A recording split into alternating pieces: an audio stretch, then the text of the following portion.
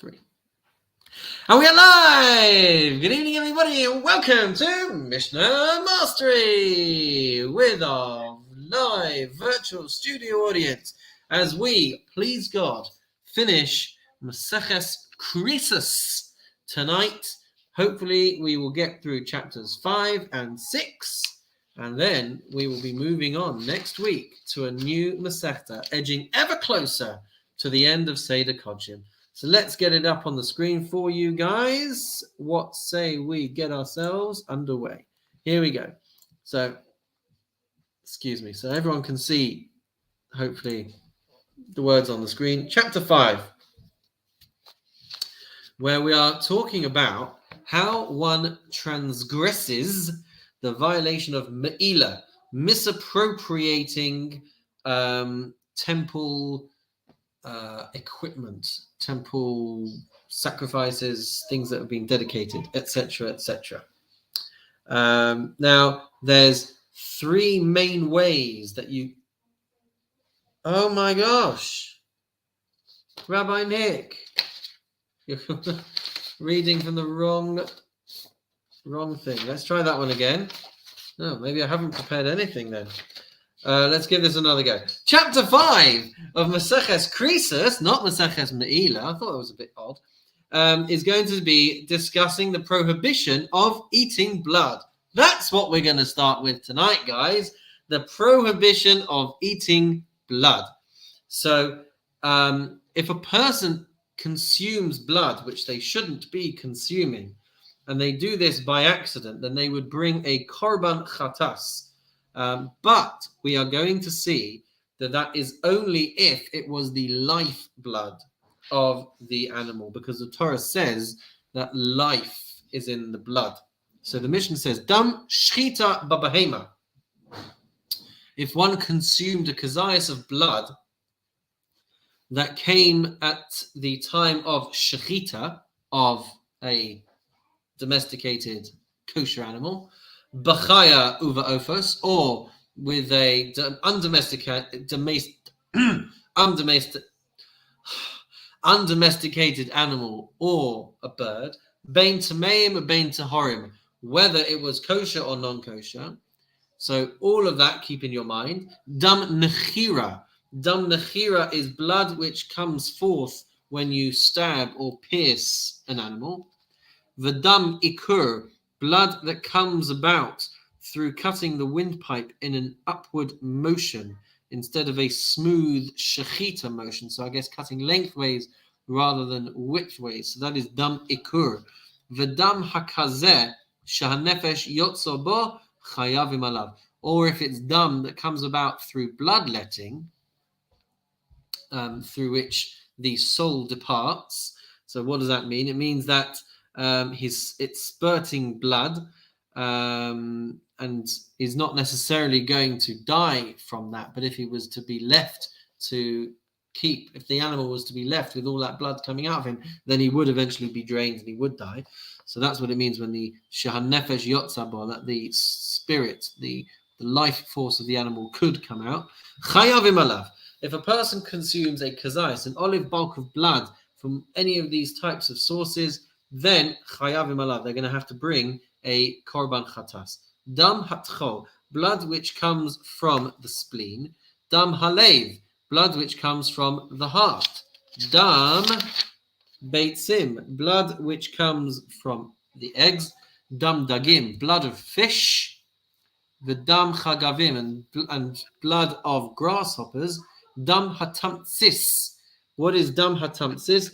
Dam hatamtsis is the blood that would come out after a shechita that isn't that initial life force blood. Ein chayavim aleihem. So for these, the person is not going to be liable for or obligated in a korban chatas if they were to consume an olive's bulk. Rabbi Yehuda mechayev b'dam hatamtsis. Although Rabbi Yehuda would say that for this life force blood that is coming from that continues to ooze from the neck of an animal after the shechita, after that initial gushing of blood that would come about following shechita. So Rabbi Yehuda would say that you are chayev to bring a korban chatas if you were to consume that blood as well. Mishnah base. So from here till the end of the perek, it's going to revolve around a couple of fundamental arguments. Now, we know about a korban chatat, a sin offering, and we know about the asham talui, the guilt offering, which is kind of in a limbo balance. We're not sure if it needed to be brought or not needed to be brought, if the Aveira was committed or the Aveira wasn't committed. But the point is that the Chatat and the Asham Talui are only going to work if it was something that was otherwise liable for a Korban Chatat, right? Now, with regards to Me'ila, with misappropriating temple property, there is a Korban Asham. A person would have to bring a guilt offering if they were sure, and they would have to pay also if they benefited. They would have to compensate for the value of the item which was misappropriated, and you'd have to be fined an extra fifth as well. But if you're unsure as to whether there was a violation, then there is a machlokes. Then, and this machlokes, I believe, plays out in a number of other scenarios as well. And the machlokes goes as follows. The Chachamim are going to tell us that there is no asham talui, that there is no guilt limbo offering, because you're only going to have to bring one of those if you're unsure whether you did a sin, violated a mitzvah in the Torah for which there would have been a korban chatat. So for Me'ila, you wouldn't bring a korban chatat if you did violate it. You would bring a korban asham. So the question is now, if you're not sure whether you violated, do you have to bring this korban, this limbo korban or not? The Chachamim are going to say no, because it's only for a violation of a mitzvah where there would have been a korban chatat. And since there isn't, so you don't bring a korban asham if you're unsure. Rabbi Akiva says Me'ila is an exception. Me'ila is also if you violate Me'ila, or you're not sure if you violated Me'ila, because the mitzvah of the Asham Talui is next to Me'ila in the Torah, so therefore Rabbi Akiva is going to tell us that there's an exception to the rule. And so if you're not sure whether Me'ila has been violated or not, you are going to have to bring this limbo Asham. So the Mishnah says, Rabbi Akiva Mechayev al Sfeik Me'ilos Asham Talui. Rabbi Akiva will obligate a person with a doubt as to whether they have violated, misused temple property. They are going to have to bring an Asham Talui, V'chachamim Potrim. But the Chachamim say, no, they are exempt from bringing the Asham Talui. Umoda Rabbi Akiva is going to agree, however, She'ein Mevi es Me'ila so, Ad She'tizvad Allah. With regards to paying back the value of the item which you misused, plus the additional fine on top of that, he's only going to have to pay that if he is sure that you had definitely violated the mitzvah of Me'ila. V'yavi ima asham vadai. And then you would bring with that the asham vadai, which is the proper punishment, the proper consequence of violating Me'ila, which is to bring a korban asham. Amar Rabbi Tarfon, malazeh mevi shtei ashamos. Rabbi Tarfon, though, says, then you're bringing two ashamot, two guilt offerings. You're bringing one as a vadai, which means that you're certain that you violated it, and you're also bringing this limbo one where you're not sure if you violated it. Ella, Rabbi Tarfon says, rather, yavi me'ila v'chumsha, you're going to pay back for the value of the item that you've misused, v'chumsha, and the fifth on top, v'yavi asham b'shnei sla'im, and you're going to bring a korban asham that is worth 2 sla'im, 2 selah, v'yorma, and you're going to say, in vadai mo'alti, if I did definitely violate and misuse this item, zot me'ilasi v'zeh ashami, then this is going to be the payment for the fact that I misused it, and this is going to be my korban asham. V'im safek, and if there's a doubt, then hamaos nadava, then the money that I'm paying back is going to be a voluntary contribution to the temple. Va'asham talui, and the sacrifice that I'm bringing is going to be this limbo, uncertain guilt offering. Shemimin shehu mevi al hoda, mevi al lo hada. And that way, the type of animal that you're bringing for the certainty that you might have for having violated Me'ilah, you're also therefore bringing that same animal for the potential that you did not actually violate it. And so that's how Rabbi Tarfon gets around it. Mishnah Gimel Amalo Rabbi Akiva Nirim Devarecha b'Me'ilah Me'uta. So Rabbi Akiva then turns around and says that this is only going to be a good idea if you save money, meaning if the amount that you are paying back is equal to that two seller, then that's going to work out nicely.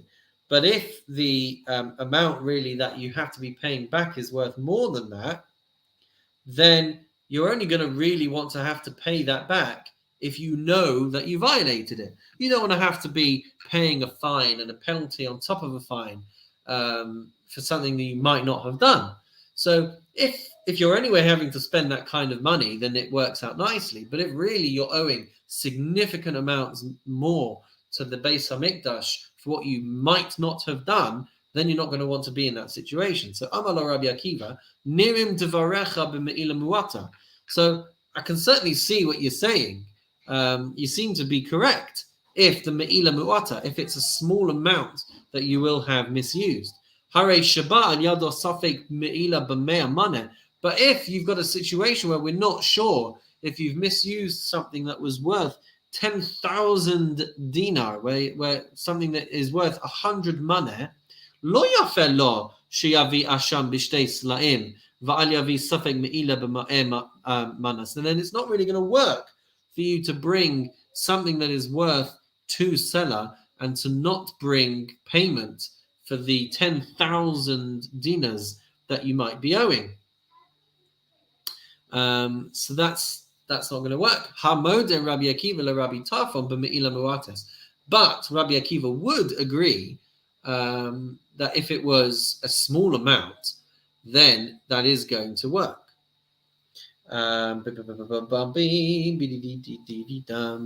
Then continuing in the Mishnah, Ha'isha shehevia chatas ha'of safek, a woman who is not sure what kind of miscarriage she has had, and so therefore she's having to bring a chatas ha'of safek. Because if you remember, we had said that a woman who gives birth is supposed to bring a korban chatas, but that's only if it meets certain conditions. But if we're not sure what it is that she has, at what stage or what kind of development she has actually given birth, or whatever she has had come out of her by way of a miscarriage. We don't know the nature of the fetus. So if she's bringing this chatasa off out of doubt, im ad shelon nimlaka nodala sheyalda vadai, if it's at the point of the process where she has not yet done malika, she's not yet had the neck slaughtered with the fingernail of the bird. So if it's before that point and she realizes that she has given birth to a viable fetus for which she should be obligated in a korban chatas, so now the question is what's going to happen to what she is in the process of bringing. So the Mishnah says, im ta'asena vadai, so then it should be processed like a full-blown korban chatas. Shemimin shehi mevia al lo hada mevia al hoda, because the type of bird that she was bringing for the uncertainty factor can now be transferred onto the bird as part of the certain factor, because she knows what it can be, what it was. So she can now bring the same bird for the sacrifice, even though originally it was being brought in a case of uncertainty. If she finds out in time then she would be able to bring the bird as normal. Moving on to other situations in Mishnah Daled, where the person isn't sure whether they have violated a mitzvah in the Torah, where they should be obligated, they should be chayav to bring a chatas or an asham. We have different situations now which are going to have different ramifications. So the Mishnah says, chaticha shel chulin v'chaticha shel kodesh. There was a piece of chulin, which is unconsecrated meat, and there was a piece of meat from a sacrifice, and we're not sure which one he's eaten. So he's eaten one of them. If he's eaten the sacrificial piece of meat, then he has to bring a korban chatas, if I'm not mistaken, if he's done it accidentally. If he's eaten a regular piece of meat, he doesn't have to bring anything. So what does he have to do in that situation, right? Where we're not sure what he's brought, what he's eaten. So the Mishnah says, the first position in the Mishnah is patur. He's exempt because we don't know whether he has violated or not. Rabbi Akiva machayev ba'asham talui. And Rabbi Akiva is going to turn around and say that he now has to bring this asham talui because we're not sure what he has brought. What if, says the Mishnah, achal etashniya, now he goes ahead and he eats the second piece. So now he's definitely eaten a sacrificial piece of meat. We don't know which piece it was, but there's no choice but to conclude that he's eaten a piece of sacrificial meat because he's now eaten both of those pieces. So now what does he do? So the Mishnah says, maybe asham vadai. He now has to bring a definite korban asham. Achal echad et harishona uva acher va'achal et hashniya. What if he eats one piece and another person comes along and eats the second piece? So we know that the sacrificial meat has definitely been eaten, but we don't know who ate it. So the Mishnah says, Zeh mevi asham talui, v'zeh mevi asham talui, divrei Rabbi Akiva. So Rabbi Akiva says that they both have to bring the provisional guilt offering, the asham talui. Rabbi Shimon omer, shnehem meviim asham echad. Rabbi Shimon says, well, no, we know that one of them has definitely eaten a problematic piece of meat. So Rabbi Shimon says both of them can bring together a korban asham. They can bring a guilt offering, and they can stipulate that the one who ate the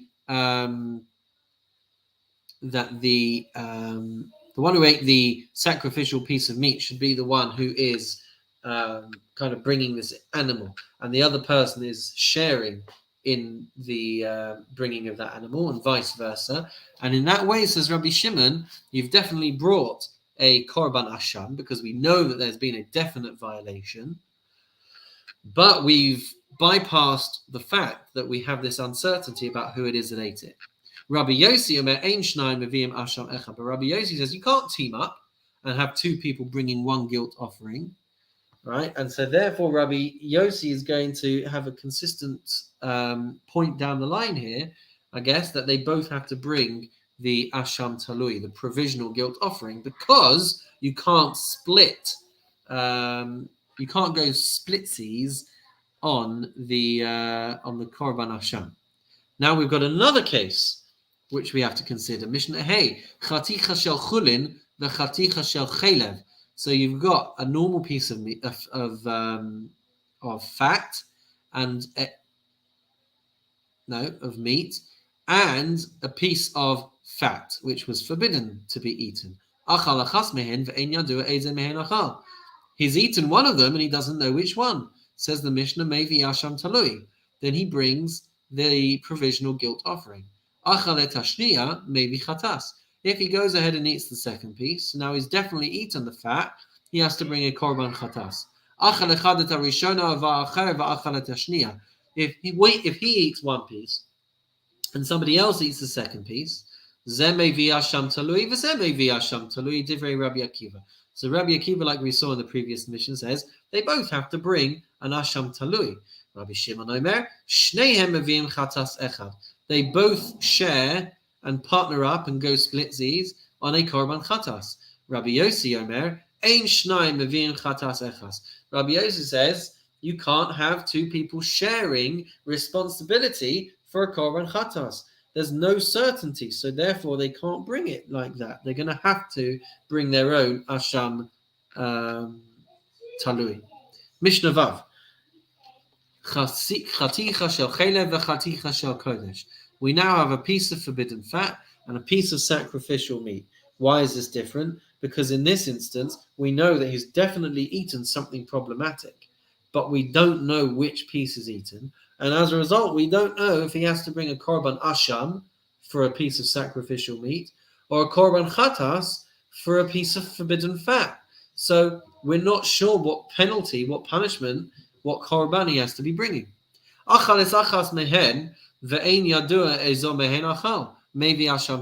because we don't know, he's definitely eaten one of them, but we don't know which one, he has to bring a provisional guilt offering. If he goes ahead and eats the second now, so how many sacrifices does he have to bring? Hold up fingers on the screen if you want to take a guess, if you're still awake. Maybe chatas va'asham vadai. So now he has to bring a korban chatas because he's definitely eaten a piece of forbidden fat, va'asham vadai. And he has to bring a definite guilt offering because he definitely ate a piece of sacrificial meat. If he eats one piece and somebody else eats the second piece, they've both been eaten, but we don't know by who. So we go back to this default position in the Mishnah that each one brings their own provisional guilt offering. Rabbi Shimon Omer, Shneihem Avim Chatas va'asham. Rabbi Shimon says no, they can go splitsies and they can bring together a korban chatas and a korban asham because we know that it was eaten, but we don't know by who. And Rabbi Yossi chimes in there. Rabbi Yossi Omer, Ein Shnayim Avim Chatas va'asham. They can't share the responsibility for these korbanot. They're going to have to bring their own respective sacrifices, and it's going to have to be the provisional guilt offering. Mishnah Zayin. Chaticha shel chelev v'chaticha shel chelev kodesh. Now we have a piece of forbidden fat, and we have a piece of forbidden fat which was also dedicated to the Beis HaMikdash. It was part of a korban. It was part of a sacrifice. So again, we know it's violated, but we don't know what he's eaten. If he eats one and he doesn't know which one is eaten, maybe chatas, then he has to bring a korban chatas. If I'm not mistaken, the punishment for both of them is a korban chatas, right? And the first position therefore is, so bring a korban chatas, because you've definitely eaten a piece of forbidden fat. But Rabbi Akiva says, maybe asham talui. No, you still don't know precisely what you have violated. You might have eaten sacrificial meat as well. So that's, yes, it might be the same korban that you have to bring, but you can't accurately project onto this korban the sin that you are coming to get atonement for, because you don't know. There's a doubt. So therefore he says, because of that, even though you're going to have to bring a korban chatas if you did know, whichever way round, nonetheless he says you have to bring a provisional guilt offering. Achales ashniya, but now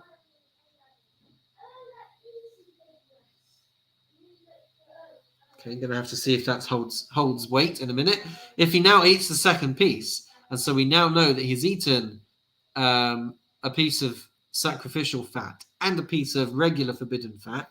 So now the Mishnah says, maybe shtei chataos va'asham vadai. So now he has to bring two korban chatats, and he has to bring a definite guilt offering. Why does he have to do that? So I'm guessing, what Mishnah are we on? Zion. So we're bringing two chataot for the fact that it's two pieces of chelev.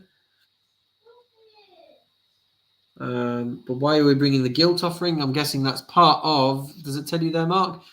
Is that part of the process for eating a piece of sacrifice? It's done a meal violation as well. Ah, thank you. Okay. It's done two violations, hasn't it? So in the first position where it said to bring a korban chatas, I guess the novelty is you're bringing the korban chatas without the korban asham, but you know that the common denominator is that it's definitely a chatas. So the first position is that's good enough then. Bring the Korban Chatas, and then we just don't know about the Asham. Whereas Rabbi Akiva says, well, you don't know what you've done, and so therefore you're stuck with a provisional guilt offering.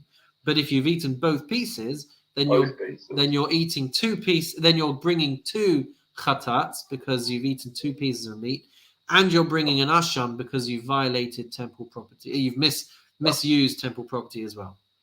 Beautiful. See, audience participation is key.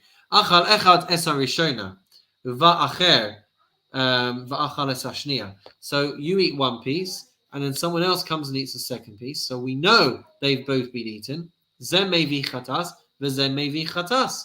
So lowest common denominator. You can at least both bring a korban chatas because that, at the very least, covers the fact that you've eaten forbidden fat. Rabbi Akiva Omer, Zeh mevi asham talui v'zeh mevi asham talui. No, you are in doubt. So Rabbi Akiva, like he said in the previous Mishnah as well, you're going to have to bring a provisional guilt offering because you can't be assured that when you bring a korban chatas that you have definitely violated the prohibition that you had violated. Rabbi Shimon Omer, Zeh chatas v'zeh chatas. Rabbi Shimon says each one is going to bring their own korban chatas because we know that they've eaten forbidden fat. And then they're going to go splitsies on the korban asham because we know that one of them has misappropriated temple produce, temple property, and so therefore an asham needs to be brought. And Rabbi Shimon maintains that this can be done together. And we would then expect, as we see Rabbi Yossi to jump in. Rabbi Yossi Omer, Ein Shnai Meviim Asham Echad. You can't have people going splitsies on a korban asham. And so Rabbi Yossi is going to, I guess, therefore go back to the other position, which is for them to bring a provisional guilt offering. Mishnah Ches. And if I'm not mistaken, it's the last Mishnah of chapter 5. So Mishnah Ches, Chaticha shel chelev v'chaticha shel chelev nosar. There's a piece of forbidden fat for which there's going to be a korban chatat, and there's going to be a piece of forbidden fat which was left over from a sacrifice, and you're not allowed to eat it.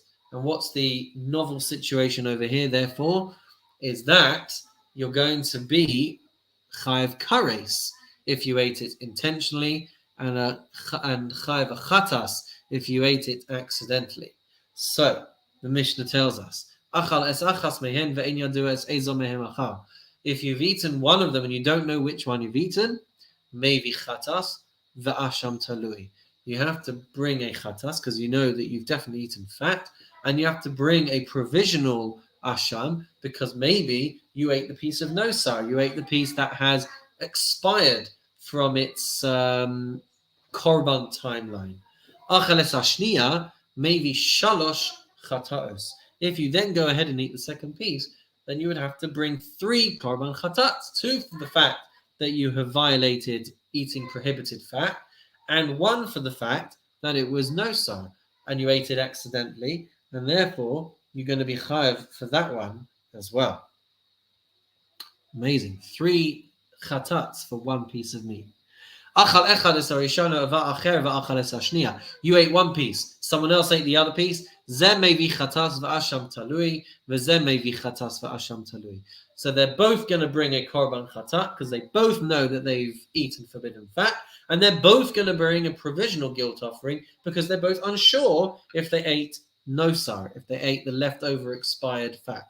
Rabbi Shimon Omer, zechatat v'zechatat. Each one will bring a chatat. Ushneya mevi'in chatas echas. And then they're going to go splitsies on the 3rd chatas because nosar was definitely eaten. We don't know by whom. And Rabbi Shimon is going to say they can bring it together.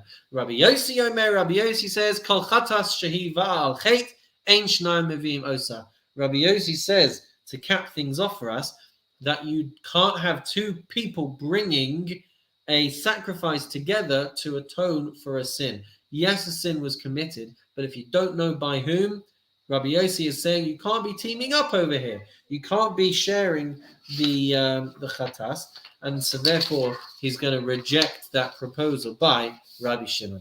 And with that we say, Mazel Tov, everybody, on finishing chapter 5, Perek Hey of Maseches Kerisus. And now, guys, let's enter into the exciting world of chapter 6. Here we go, halfway through. So, what are we talking about in chapter 6? We are talking about somebody who was bringing a provisional guilt offering, and during the avoda, he finds out that he didn't do the thing that he was bringing the provisional offering for. So someone comes along and says, never fear, I've just found the problematic piece of whatever it is, so I can confirm that you didn't eat and you didn't violate. So what do we do in such a situation? I think that's what we're talking about over here. So Hamevi Asham Talui, a person who is bringing a provisional guilt offering, Vanoda lo shelo chata, and now it turns out he didn't violate anything.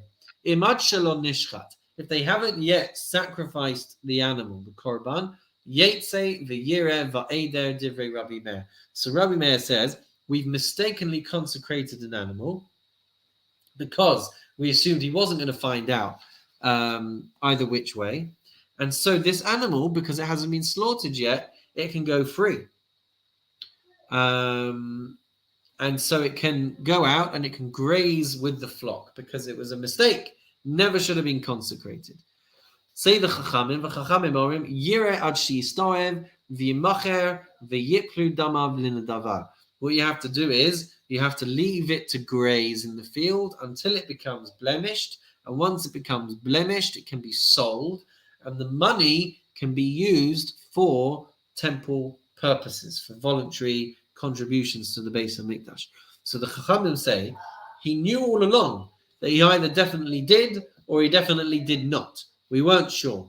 So, in which case, it's like an unnecessary asham, which you have to leave. You have to leave it to develop a blemish. You sell it in the market, and then the money goes towards public sacrifices. That's the Chachamim. Rabbi Eliezer Omer Yikrav.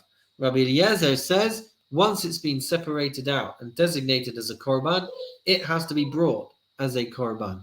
Shem eino ba al chet zeh, harehu ba al chet acher. And Rabbi Eliezer says, since it would have been brought for one sin, so now we can just bring it for another chet instead. So it can still be sacrificed as a provisional guilt offering. And so instead of covering him for eating a piece that he thought he might have eaten, it will cover him for something else that he might have done, didn't pay his taxes, whatever it might be. So he can still go ahead and bring the Asham Talui, and it will just be compensating him, it will just be atoning him for something else that he might have done wrong. However, says the Mishnah, good evening, Mr. Gilbert, it doesn't say that in the Mishnah. If he's already sacrificed and then he finds out, I didn't actually make the mistake that I thought I'd made, so hadam mishafeich, the blood is going to get poured out into the canal, the drain, the trough, whatever you want to call it, that flowed through the temple courtyard. V'habasar yetze lebeis hasreifa, and the meat is going to be taken out to be burnt outside of the Beis HaMikdash.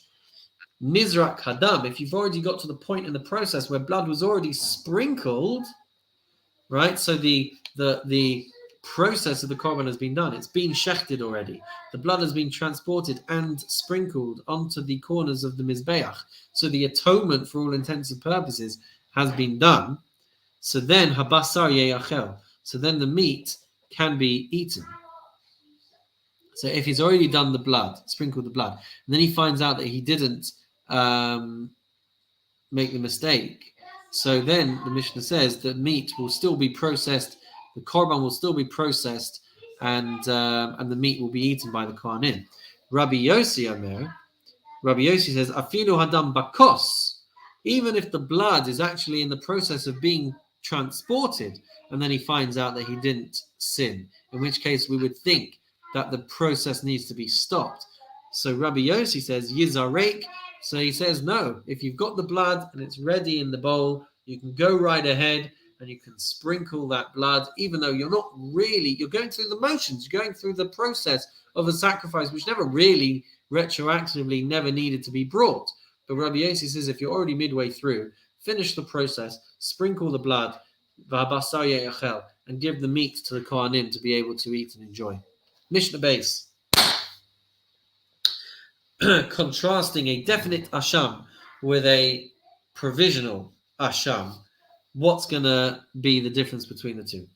Asham vadai einokein. If a person was bringing a definite asham, the halacha is going to be different. Imad shalon nishchat. If you find out that you actually hadn't violated, and you find out before the animal is sacrificed, yetze v'yira va'eder. So it's going to be taken out to graze among the flock. It was a mistaken consecration. Now we saw there were a few different opinions with the asham talui, but with an asham vadai, it would seem everyone says the same thing: taken out to graze. Mishanishchat, when it's been sacrificed already, harezeh yikaver, then it has to be buried, so it doesn't get processed. Continues the Mishnah. Nizrak hadam. If the blood has been sprinkled, habasar yetze lebeis hasreifa. So you don't give the meat to the kohanim to eat. Rather, it's a mistakenly designated korban, and you take the meat out to be burnt up.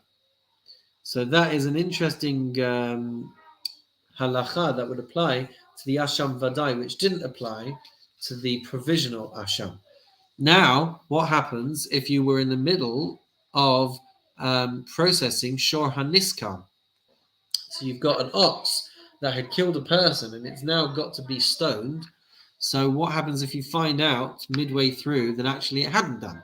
So shor haniskal enoken is going to have a different halacha as well. Imad shalon niskal, if you find out before it was due to be stoned that it was not actually responsible for killing someone, so it's a mistake, and you can send it out to be, set it free to graze in the field. Mission iskal, if it's now been stoned and it's dead, but it shouldn't have been sentenced to death in that way. So the Mishnah says muta bahana. So now you can derive benefit from the animal's carcass. Not sure what you want to do with it, but maybe you'll feed it to the dogs or something like that. So you'd be allowed to benefit from this. I don't know, maybe you could sell it to a non-Jew to eat. I don't know. So you can benefit from it. That's the point.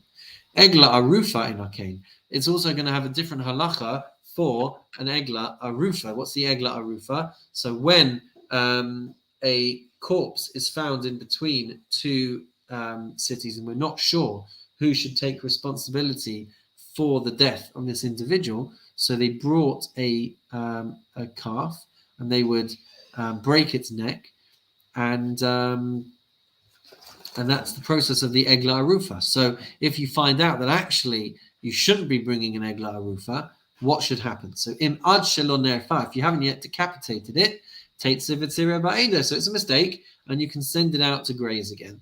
Mishanerfa, if you've already cut its head off, if you've already decapitated it, tikaver bimkoma, then you bury it in its place. Sha'al safek ba'am itchilasa, because it was coming anyway to coming out of a situation of doubt, right? We weren't sure the suffix around the responsibility for the person's death. You were anyway bringing it out of a case of uncertainty, so you can bury it in its place. Kipra safeka v'hal chala. So if it had already been decapitated, it already served the process of atoning for the uncertainty, and now that uncertainty is gone. So which way, if the process has been done and then you find out afterwards what the situation was, that's still going to be what happens to the egla arufa. Mishnah Gimel. Rabbi Eliezer Omer. Rabbi Eliezer says, Misnadev Adam Asham Talui B'chol Yom V'chol Sha'ar Sheyirtze. Rabbi Eliezer says a person is actually allowed to bring a korban Asham Talui, a provisional guilt offering, at any day, at any time, because there could always be a level of uncertainty as to whether he has sinned. So you don't need to necessarily have something particular in mind that you may or may not have done. But if a person wanted to come and voluntarily give a provisional guilt offering in the Beis Hamikdash, Rabbi Eliezer says you could. Vehi nikreis asham chasidim, and this would be called the guilt offering of the pious, of the chasidim. And that's because you are constantly concerned that you might have done something wrong, and so you're bringing it on account of the fact that maybe you've done an aveira. Amru alav al Baba ben Buti. So the Chachamim said, the Chachamim said about Baba ben Buti, or Baba ben Buta as it translates it on the screen there, Shahaya misnadev asham talui b'chol yom.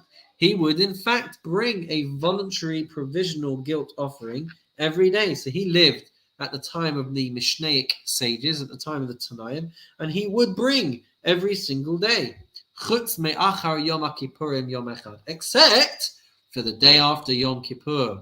Why would he not have to bring one the day after Yom Kippur? Because he's had kapara the previous day for everything that he might have done wrong. He's gained atonement. So he's got a clean slate the next day. So what could he have possibly done that would warrant him needing to bring a voluntary provisional guilt offering? Omar. But he said, Hama'on Azeh.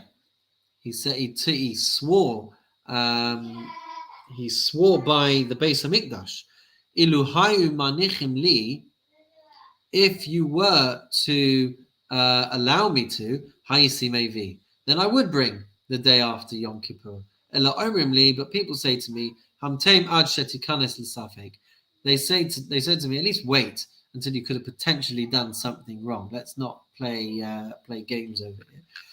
Nonetheless, the Chachamim say, Ein meviim asham talui ela al davar shezadono kares v'shigigas o chatas. The Chachamim differ, and they say that you have to be bringing a korban chatas, a korban asham talui, a provisional guilt offering, but only in certain situations. You can't just bring it willy-nilly. You must have something in mind that you're bringing it for, and it must be something, says the Chachamim, that it would have been chayav kares if you'd have done it on purpose, and chayav chatas if you had done it by accident. Richard, you have a question. Well, I was just going back to the previous point, which was, isn't that the reason why we still say Salach Lanu immediately in the Marav Amida? That's one of the things that we talk about. Yeah. Sorry. That's one of the things that we talk about, but yeah. Even in that brief moment of time. That's the somewhat tongue-in-cheek thing that we say, isn't it? That the reason why we say Slach Lanu is because we've already started thinking, oh gosh, I wish the Chazan would hurry up so I can get home to eat. But whether that kind of thought would warrant Korban Asham Talui is I guess to be debated. But yeah, you raise a good point nonetheless. Mishnah Daled, if I'm not mistaken. So Mishnah Daled says, Chayvei chataos va'ashamos vadayim. So when it comes to people needing to bring a korban chatas, a definite korban chatas and a definite korban asham, so then there's going to be a deadline of Yom Kippur to bring those things. So after that point, you've already been granted atonement. So you might be chayav to bring a korban, but you've only really got until Yom Kippur to be able to do it. So chayvei chatos v'shamas v'dayin sha'ava aleim Yom Kippurim. I'm right, but I've got this wrong. So so if you've got a definite chatas and a definite asham, that's going to continue past Yom Kippur. So if you've gone past Yom Kippur, chayavin lahavi la'acha Yom Kippur. So for a definite sin offering, for a definite guilt offering, you're still going to have to bring those sacrifices after Yom Kippur.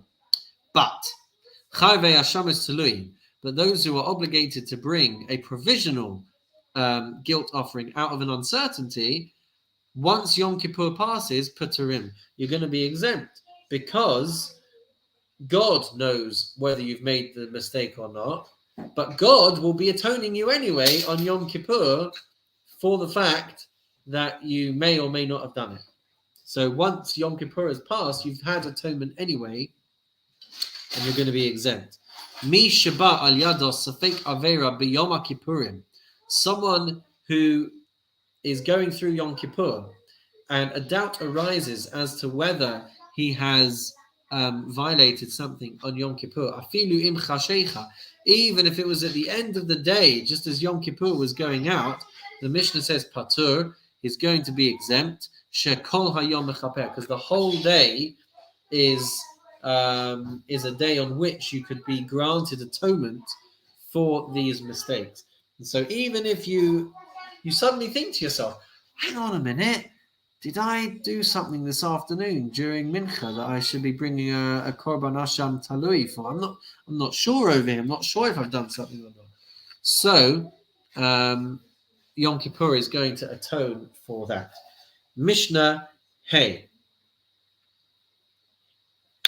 Mishnah Hey. So we've learnt about doubtful childbirths, and we've learnt about Zava flows, a woman having a discharge, and we learnt that those doubtful childbirths and those discharges are going to impose an obligation for the woman to bring a bird sin offering. But we will see in this Mishnah that this is not atoned and covered by Yom Kippur. And the reason for that is because there are other implications as well. Mishnah Hey. Ha'isha sheyesh alea chatas of safek. A woman who has a situation of uncertainty as to whether she needs to be bringing a bird sin offering. She has uncertainty as to whether or not what has come out of her is like she has given birth, or whether it was some kind of discharge or some kind of miscarriage. So sha'ava aleha Yom Kippurim, if Yom Kippur passes and she hasn't yet brought the bird sin offering, chayeves lavi la'acha Yom Kippurim, so she's still going to have to bring it after Yom Kippur. Nipnei shemachshrata le'achol b'zvachim, and the reason for that is this korban is paving the way for her to be able to have her status of impurity taken away. So she is in a status of tumah, and so this korban is going to take away that status.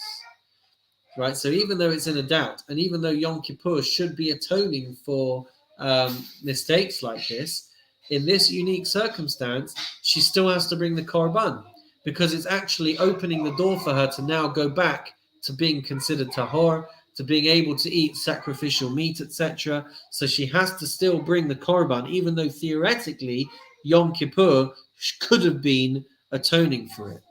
Chata sa'of haba ala safek, if it's a bird sin offering which is being brought on account of an uncertainty, im mishanim laka nodala. So going back to what we've talked about previously, if she now finds out that she hadn't had a miscarriage that would have warranted a korban, right? So if that becomes apparent to her after her, but she's already done the malika, she's already had the neck of the bird snapped off. So it could be in other situations that this bird would still be permitted, but the Mishnah tells us that in this instance, harei zoti kaver, the bird has to be buried. It doesn't get processed. It gets treated like a profane animal, like an unconsecrated, undedicated animal, which had malika done to it in the Beis Hamikdash. So therefore, it would need to be buried, and she doesn't need to bring anything else in its place. Mishnah Vav. How are we doing for time? We are doing okay. Mishnah Vav. So, most Ashamos require a ram of at least 2 years old with a minimum value of 2 sla'im. To pay for Me'ilah, you have to pay the compensation plus the fine that we talked about, plus you also have to bring a ram that is worth 2 sla'im. So the Mishnah says, Hamafrish shtei sla'im la'asham, a person who sets aside 2 selah for a guilt offering, which is the minimum amount for a guilt offering, v'lakach bahem shnei elim la'asham, and he goes and he buys 2 rams with the 2 selah. So neither are worth 2 selah because you've split it on 2 animals. Im haya echad mehen yafeh shtei sla'im, if one of them was actually worth 2 selah, but I guess he hadn't paid 2 selah for it, yikrav la'ashamo, then it can be brought as a korban asham. V'hasheni yireh ad shistayev, and the second one would have to be left to graze until it became blemished. V'yimacher, and then it can be sold. V'yiplu damav lenadavan, and then the money can be used for voluntary offerings in the Beis Hamikdash. Lakach bahen shnei elim lechulim. If you bought 2 rams for non-sacred use, you didn't use it for the Beis Hamikdash, but the money had been set aside for a guilt offering, so now you've me'ilad, you've misappropriated, you've misused 2 sla'im, which were supposed to be for the Beis Hamikdash. You've used them to just buy your Shabbos meat, which you're going to eat without any kedusha associated with it. So now you've got 2 selah which should have been spent on the Beis Hamikdash, and you violated Me'ilah, and so you now have to bring a guilt offering because that's what you had set aside money for, and you're going to have to compensate the Beis Hamikdash for the misappropriated 2 selah. So as we can see on the screen there, it's calculating it for us, and it's a total of 10 dinars which he would be owing. So you've got lakach bahen shnei elim lechulin. You've bought 2 rams which were not designated for use in the Beis Hamikdash. Echad yafeh shtei sla'im. One of them was worth 2 selah. The echad yafeh asara zuz, and one of them was worth 10 zuz. So hayafa shtei sla'im yikrav la'asham, or the one that was worth 2 should now be brought as a guilt offering. V'hasheni le'me'ilaso, and the second ram should be put towards the compensation for the me'ilah, which means that he owns these 2 rams and he's chayav 2 korbanot as well as 10 zuz. So one of them is going to be brought as the asham, and then the second one is going to be towards the me'ilah. Echad la'asham ve'echad lechulin. If he bought 1 ram with the intention of using it for a korban asham, and 1 where he was intending to have it for chulin, im haya shel asham yafeh shtei sla'im. If the one that he was buying for the guilt offering is worth 2 selah, which is the minimum amount, yikrav la'ashama, then he can use it for the korban asham. Vasheni le'me'ilah, so the second one can go towards compensating him for the me'ilah. V'yavi ima selah v'chumshan, he would still have to bring the missing amount of money, the 1 1/4 shekel that he still owes. That is also going to have to still be brought. That is still outstanding value that he would have to bring. Mishnah Zion. I'm glad we got through that one. That was all very clear. Hamafrish chatasov vames. He has designated an animal for korban chatas, but then he went and died. How inconvenient is that? Lo yavienu v'no acharav. The Mishnah says the son doesn't have to bring the sacrifice in his place. And that is neither, it says the screen there, neither on behalf of his father, nor for his own chatat that he might have to bring, even if it was for the same transgression, even if he made the same mistake. Shh. Darcy, take that out. Go out of the room, please.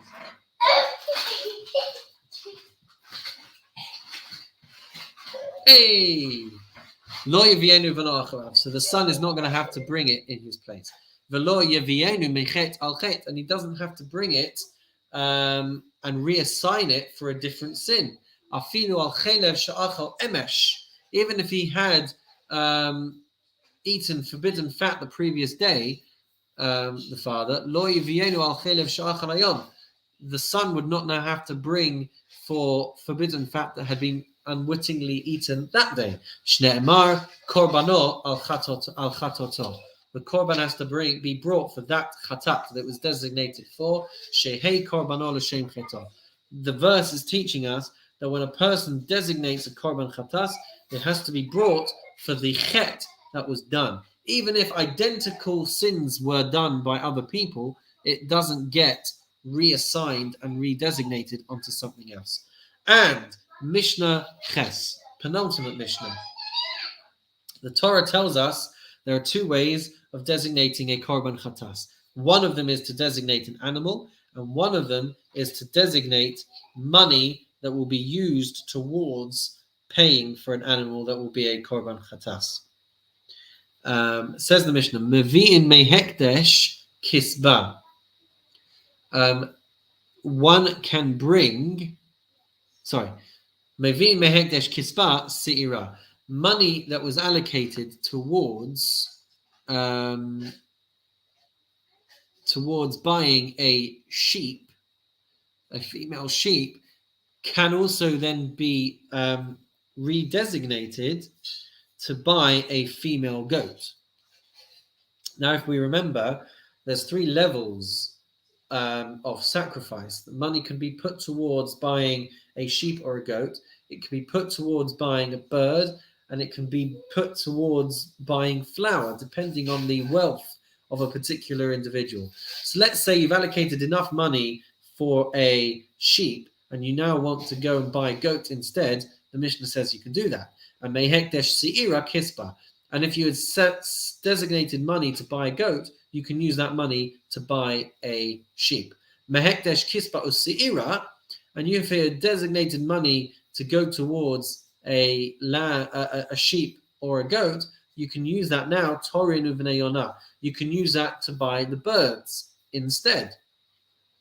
Mehekdesh torin uvnei yonah asir sa'efa. And if you had designated money that was going to go towards buying the birds, then you can still use that money and transfer it to and designate it to buy the flour instead. So the point is, until you've bought the korban, you're not locked into a financial expectation. So if you had intended to buy one thing and then you became poorer and you felt you can no longer afford what you had intended to buy, so then you can change what you were going to buy and you can go for a different level. And I guess vice versa as well. If you became rich, you could then put more money into buying the next level up. Kerisus asks the Mishnah, how is all of this working out for us? Hifrish lekisba or laseira. You designated money to buy a sheep or a goat. He'eni, and then the person became impoverished. Yavi off. So you haven't bought the actual korban yet. It's just money. So you can bring a bird instead. He'eni, if you became impoverished even further before you bought anything, yavi asir sa'efa. Then you can use the money for flour instead. Hifrish la asir sa'efa. If you had designated money for flour, He'ashir, and then, won the lottery. Yavi off. So now you can go the next level up and bring a bird. He'ashir, if you went even further. So first, I guess, is just winning a scratch card. Second is winning the lottery. Now you can go and afford a sheep or a goat. Yavi kisba osira. So you can go and buy those things because you haven't yet bought the actual korban. It's still money, so you're not locked into that financial expectation. So, hifrish kisba of se'ira v'nistoavu. So if you had separated a sheep or a goat, and then v'nistoavu, and then the animal developed a blemish, imratza yavi b'dmehen off. So if he wants, he can bring a bird with the money. Hifrish off v'nistaiv. If he separated out a bird and that became blemished, it became spoiled, unfit for use, lo yavi b'dama v'asir sa'efa she'ein la'of pidyon. So you're not going to be able to use the money by redeeming the animal, by redeeming the bird, and then using the money to buy flour, because there's no such thing as redeeming a bird and then using that money for purchasing something else. So you can go ahead and use new money to buy flour and to still bring the korban chatas, but you're not going to be able to financially benefit from the blemished bird. Mishnah test to finish off Maseches Kerisus. How exciting, guys! Rabbi Shimon is going to tell us that generally the Torah always mentions sheep before goats in the verse. So that's going to lead to the following conclusion. Rabbi Shimon Omer, Kavasim Komin La'izim B'chol Makom. Sheep are always mentioned before goats in the Torah. So Yachol Mipnei Shehein Muvcharim Mehem. So that leads me to think then that that's because the Torah thinks that sheep are better. Talmud Lomar comes along the pasuk to say V'im keves yavi korbano lechatas. If he brings a lamb as his offering for a sin offering, and that verse teaches us melamed sheshneim shekulim. That teaches us that actually the Torah views sheep and goats equally. Torin kodnin livnei Yonah. Well, I'm also going to think that the Torah thinks that because doves always get spoken about before pigeons, b'chol makom, that they get spoken about first in every pasuk. Yachol mipnei shehem uvcharim mehem. So I'm going to think then that that's because they're better. Talmud Lomar uven Yonah otor lechatas. Well, there is an instance in the Torah where their positions are reversed. Melamed sheshnehen shekulim, which teaches me that actually the Torah views them as equals.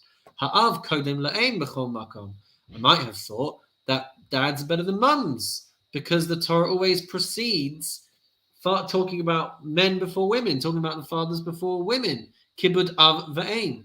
So yachol shekavod ha'av odef al kavod ha'em. So I might think that if I have to prioritize giving my respect to my father over my mother, I'm entitled to do so because the verse talks about av va'em. It mentions the father first. Talmud Lomar comes along a verse and says ish imo va'aviv tira'u.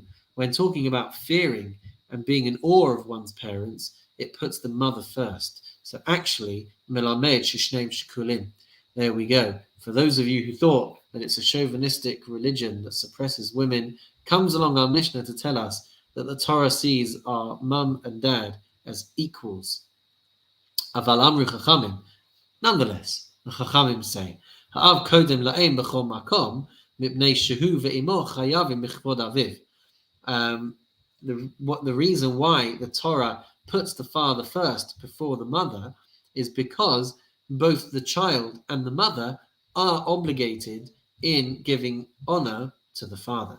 V'chein b'Talmud Torah, and this is the same for Talmud Torah, for teaching Torah. If zacha habein lifnei harav, if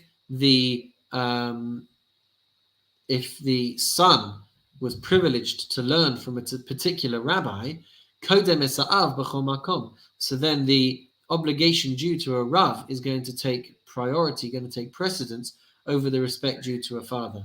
Why? Mipnei shehu va'aviv chayavim b'chvod hara. Because actually the student, the son, and the father as well are obligated in giving kavod to a rav, not because necessarily that the rav is better than the father, but because of the Torah that he represents, the honor goes to him first and he gets the priority. Has all kinds of fascinating ramifications which we see elsewhere in Mishnayos, but that's not for now. So we are going to say together, Salik Maseches Kerisus, Salik Maseches Kerisus, Salik Maseches Kerisus. Mazel tov, everybody. on finishing Maseches Kerisus. Join us next week as we delve into the exciting world of Maseches Me'ilah. I wish you all a wonderful and meaningful evening. Mazel tov once again.